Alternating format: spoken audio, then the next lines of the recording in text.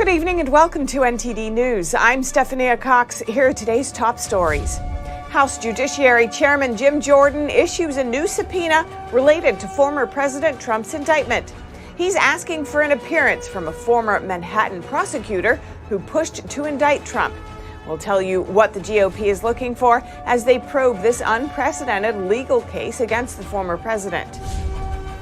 A delegation of Congress members on a visit to Taiwan amid rising tensions with China. That's as Beijing welcomes the top diplomats of Saudi Arabia and Iran. The withdrawal from Afghanistan that left 13 U.S. troops dead. The Biden administration now releasing its review of that mission. The White House says it learned a few lessons, but attempts to lay the blame elsewhere. More rockets were fired into Israel today, and this time the rockets are not only coming from the Gaza Strip, but now from another region as well. And Tennessee state lawmakers are voting to expel 3 Democratic representatives after protesters flooded the state capitol last week.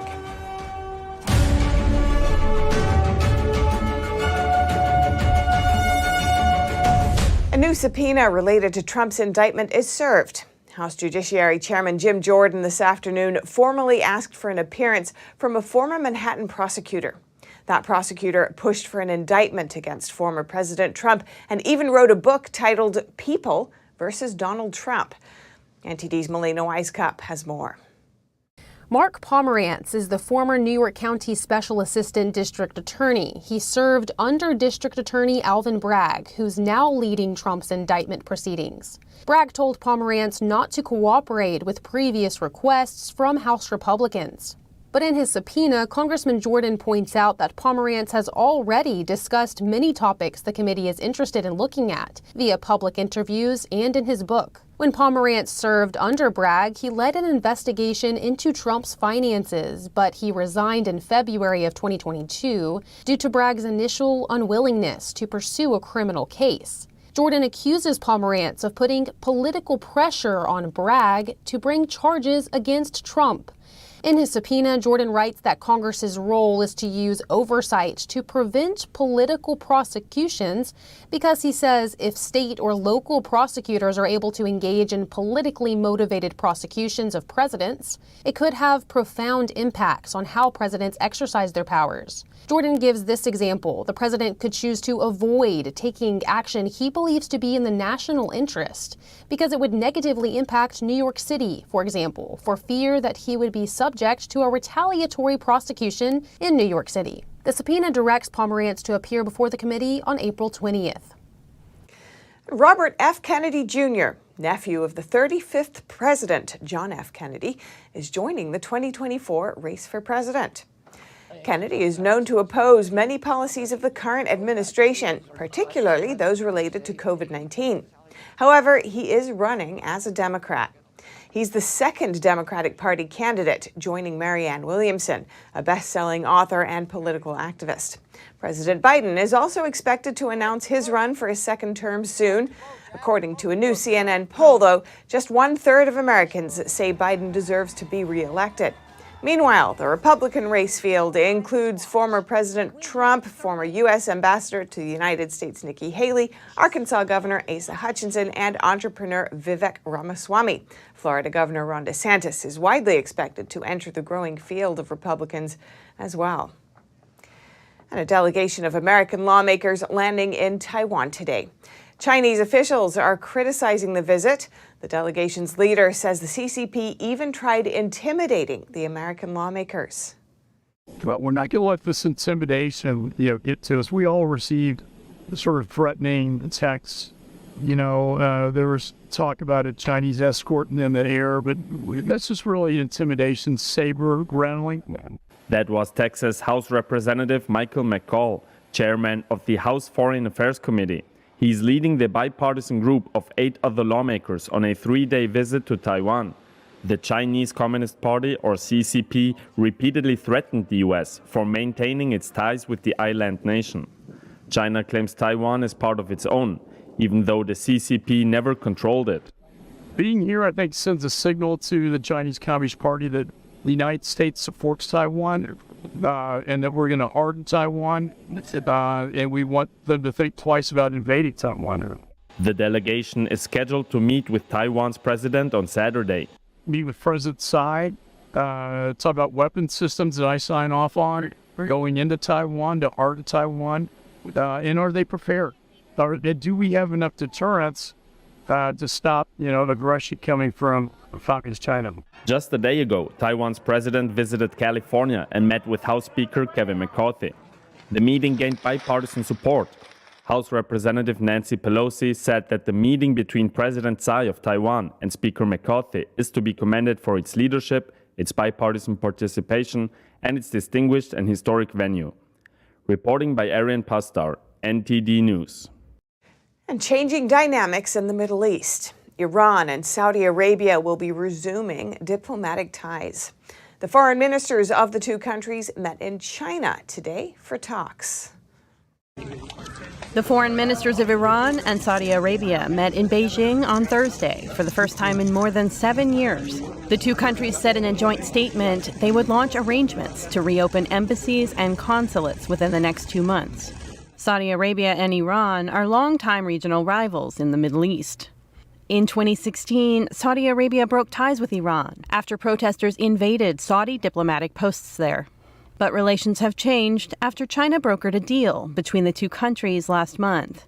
This is seen as a diplomatic victory for the Chinese regime in the Middle East, where for decades the U.S. has been the main mediator. Saudi Arabia and Iran said in a joint statement the technical teams will continue coordination to examine ways of expanding cooperation, including the resumption of flights and bilateral visits of official and private sector delegations, and facilitating the granting of visas for the citizens of the two countries.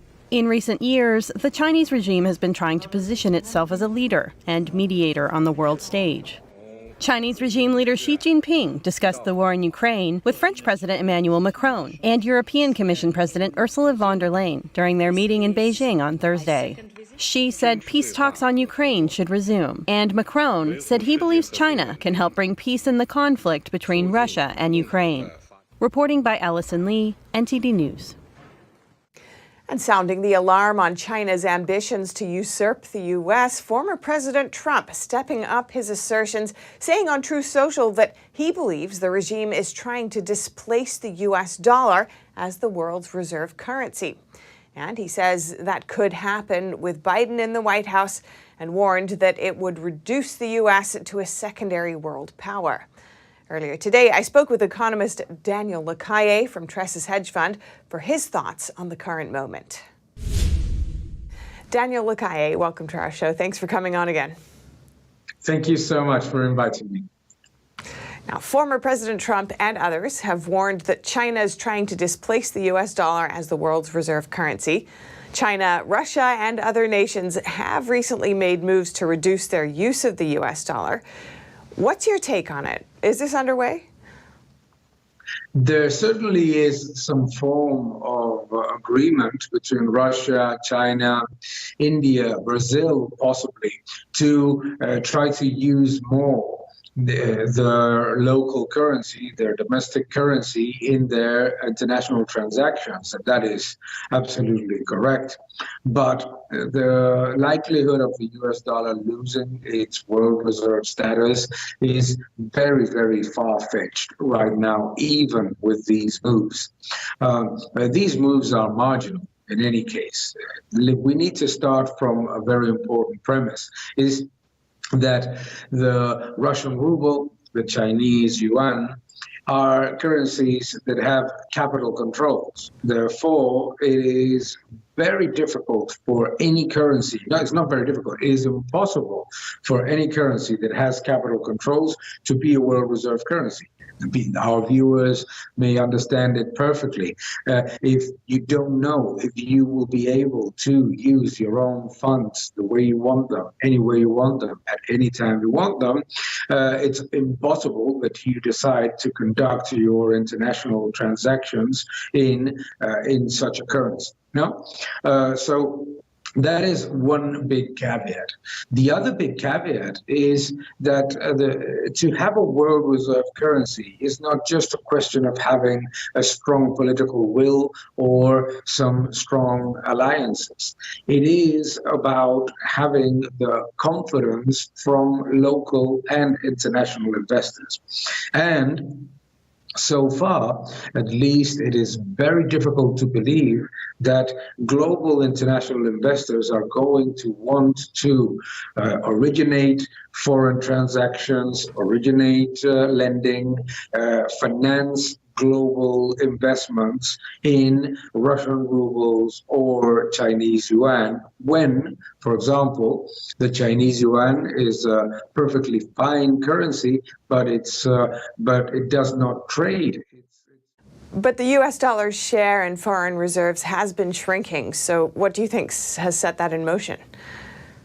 Well, the main reason why the share of dollars in foreign reserves has come down is fundamentally because we've seen a drop in the value of U.S. treasuries. But it's not just a drop in value of U.S. treasuries. It's been a drop in value of all sovereign bonds. The problem is that when you think about being the world reserve currency, you need to think about what is the alternative. And the alternative right now doesn't exist. The euro is a world reserve currency that has redenomination risk. Countries in the Eurozone may, for some political reason that we don't know right now, may decide to break up the euro, and that obviously would create a massive financial turmoil. But ultimately, the reason why there is no alternative to the US dollar is because none of the alternatives have diversified, open, and free capital markets, because in times of difficulty, as you very well know, the US dollar becomes a safe haven, not because it's a coincidence, but because it's the most liquid. I always say that it is the house in a fire that has the largest numbers of windows and doors. So that is ultimately the reason why the US dollar is the world reserve currency. Do you have any takeaways for our viewers who may be concerned about this issue? If investors or citizens are worried about the US dollar being the world reserve currency, the first thing that citizens have to do is to show their confidence with their votes. Because if a government weakens the currency as a fiscal tool, i.e. printing money constantly to finance large deficits, that is going to end up putting the dollar at risk. But if they want to defend themselves from the weakening of purchasing power of a currency, then you always have gold and certainly some of the alternatives that are not in the fiat world, like Bitcoin. Okay, thank you so much. Daniel Lacaille, Chief Economist for Tressis. Really appreciate it. Thank you. The Biden administration finally releases its review of the 2021 Afghanistan withdrawal. The White House denies that the withdrawal was chaotic and lays the blame on the Trump administration. NTD's Iris Tao has more from the White House. After months of after-action reviews by the Pentagon and the State Department, the Biden administration on Thursday released a 12-page report summarizing the 2021 Afghanistan withdrawal, which left 13 U.S. service members dead. In that report, the administration defended its actions and largely blamed the Trump administration for not providing enough intelligence on Afghanistan during its transition. Here's what the White House told us at a briefing on Thursday. Transitions matter. That's the first lesson learned here. And the incoming administration wasn't afforded much of one. Thus, President Biden's choice was stark. Either withdraw all our forces or resume fighting with the Taliban. He chose the former. But Kash Patel, the chief of staff for the Pentagon during the Trump administration, and told me that that's not true, adding that it was the incoming Biden administration back then who did not listen to their advice. The folks of the incoming side of the administration, the Biden, were reached out to both by myself and the Secretary of Defense and so many others in person, via email, relentlessly. Half the time they wouldn't take our calls. We told them not to shut Bagram down. We told them not to let the prisoners out of the jail cells at Bagram. We told them not to let our special forces out of country. The White House says that the release of the report is not meant to seek accountability. And the White House outright denies that a withdrawal was chaotic. But also defend that airport from external threats. That's pretty remarkable. And so for all this talk of chaos, I just didn't see it, not from my perch. Aside from releasing a public summary, the administration on Thursday also shared with Congress a classified version of the report regarding if and when President Biden would speak to the public regarding many of the lingering questions. The White House says it has nothing to announce just yet. Reporting from the White House, Iris Tao, NTD News. More protests at Tennessee's Capitol today. Republican state lawmakers have voted to expel the first of 3 Democratic Party representatives who supported protests against guns last week. The White House today condemned the vote, saying the protests were peaceful. The fact that this vote is happening is shocking, undemocratic, and without precedent. Across Tennessee and across America, our kids are paying the price for the actions of Republican lawmakers who continue to refuse to take action on stronger gun laws. She says the president will continue to call for stricter gun laws. Some House Republicans fear Biden might use the Bureau of Alcohol, Tobacco, Firearms, and Explosives to do so. GOP representatives are calling to cut the Bureau's budget for fiscal year 2024. Meanwhile, in Tennessee, activists gathered at the state capitol before today's vote to show support for the 3 Democrats. Last week, activists protested guns inside the state capitol building. The 3 lawmakers led the protests, which is why some say they should be expelled. Critics called last week's event an insurrection. One of the 3 criticized state representatives for trying to expel them instead of focusing on other issues. In the past week, we've seen thousands of students here at the state capitol asking us to do one thing, and that is to ban assault weapons. Nowhere in this bill do I hear the word, or do I see the word guns, AR-15s, assault weapons, the things that actually are traumatizing and terrorizing these young people. If they're expelled, they'll be replaced until a special election is held in a few months. Over to California. Following the fatal stabbing of tech executive Bob Lee in San Francisco, the police chief offered condolences and said the SFPD is investigating the case. The victim's family also posted publicly on social media. San Francisco Police Chief Bill Scott released a statement Wednesday night addressing a tech executive's alleged murder on Tuesday. The investigation into Bob Lee's death is, quote, still in the early stages. SFPD will not comment on any evidence or speculate on the circumstances around the crime. Scott says, I would like to express my deepest condolences to the family, friends, and loved ones of Mr. Lee. There is no place for this kind of violent crime against anyone in our city. In addition, SFPD investigators are working to make an arrest. The city's district attorney, Brooke Jenkins, also extended her condolences, saying she intends to hold violent or repeat offenders accountable. Bob's father, Rick Lee, expressed his sorrow in a Facebook post, saying he lost his best friend and son. They remained close even after his wife died in 2019. He said his son worked harder than anyone and was the smartest person he's ever known. Bob had recently moved to Florida last October amid concerns over public safety. His brother Tim also posted saying he's saddened and disheartened. He felt fortunate to grow up with him and felt like he's lost a part of himself. Anyone who has information about this case can call the SFPD 24-hour tip line at 1-415-575-4444 or text a tip to tip 411. Coming up, the Supreme Court weighed in today on transgender athletes in girls' sports in the state of West Virginia. Find out how the law stands now after this short break.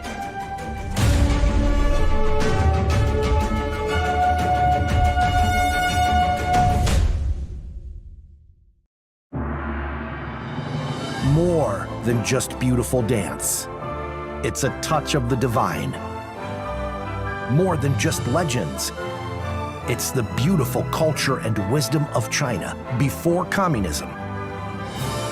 More than just a performance. It's an experience that awakens the soul. See it at least once in your lifetime. Shen Yun, coming to Lincoln Center. Tickets at shenyun.com. Henry Repeating Arms manufactures a line of classic American-made rifles and shotguns. With over 200 models to choose from and a wide variety of finishes and calibers, there's a Henry that's right for you. Every purchase is backed by our lifetime warranty and award-winning customer service. We invite you to order a copy of our free catalog and decals. Simply call the number on your screen or visit henryusa.com. That's henryusa.com.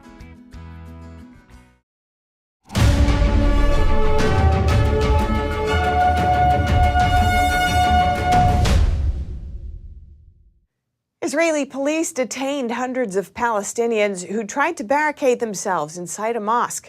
This triggered terrorists to fire a barrage of rockets into Israel. And now the rockets are not only coming from the Gaza Strip, but from another country as well. NTD's Jason Perry breaks down the situation. Israeli police were met with fireworks and stones when they tried to enter the Al-Aqsa Mosque during Ramadan. Palestinians barricaded themselves in the mosque, and Israeli forces then entered to remove them.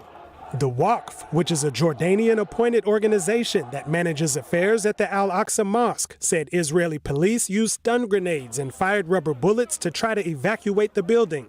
Israeli police detained and removed over 350 people. And just a couple of hours later after the incident, terrorists from the Gaza Strip fired rockets toward Israel. They appeared to be fired indiscriminately with no specific targets, and no one was injured during the attack. Israel retaliated with airstrikes, hitting 2 Hamas training sites. And the Department of State's deputy spokesperson, Vedant Patel, commented on the situation. We are concerned by the scenes out of Jerusalem, and it is our viewpoint that it is absolutely vital that the sanctity of holy sites be preserved. So why did the Israeli police not want people barricading themselves inside the Al-Aqsa Mosque? Well, it was the night before Passover. And according to the Jerusalem Post, Israeli police say they have an agreement with the Waqf to not allow overnight stays at mosques on the Al-Aqsa complex.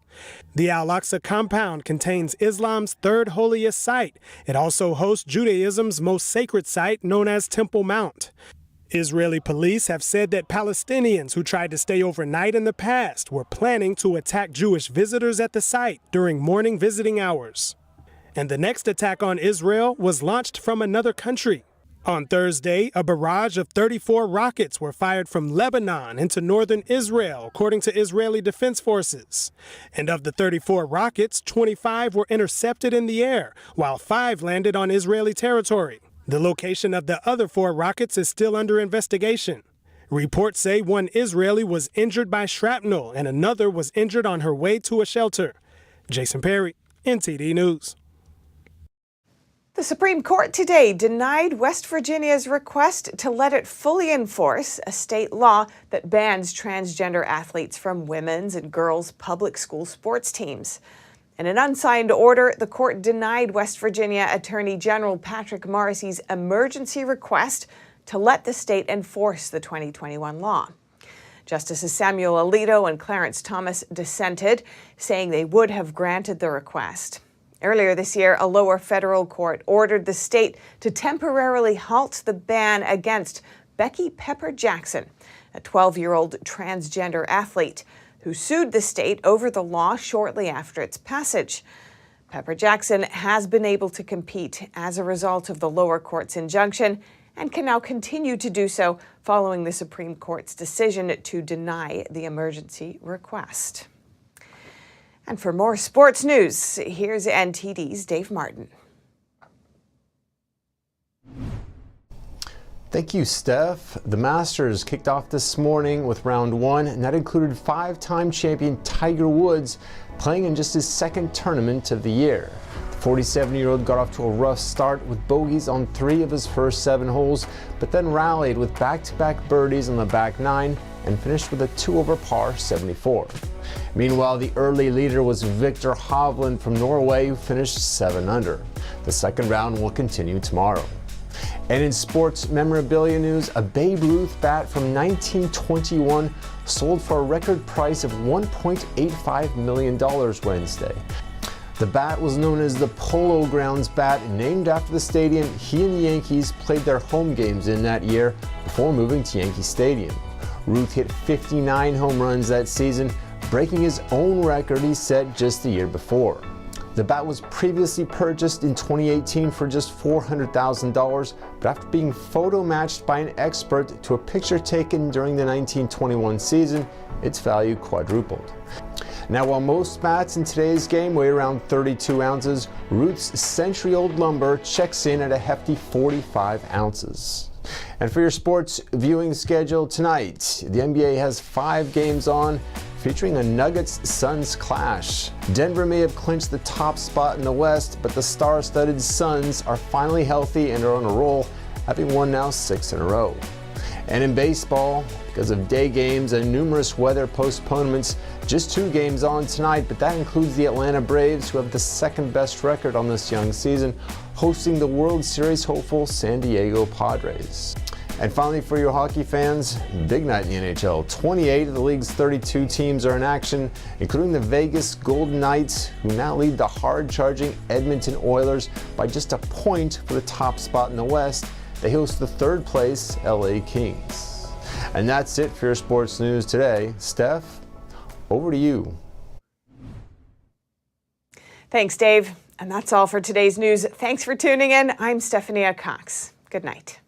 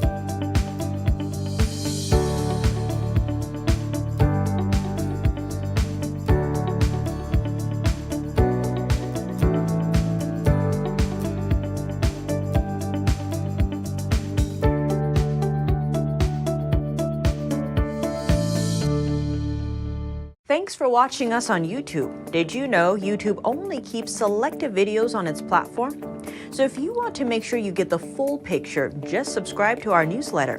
Go to newsletter.ntd.com and sign up. It's free.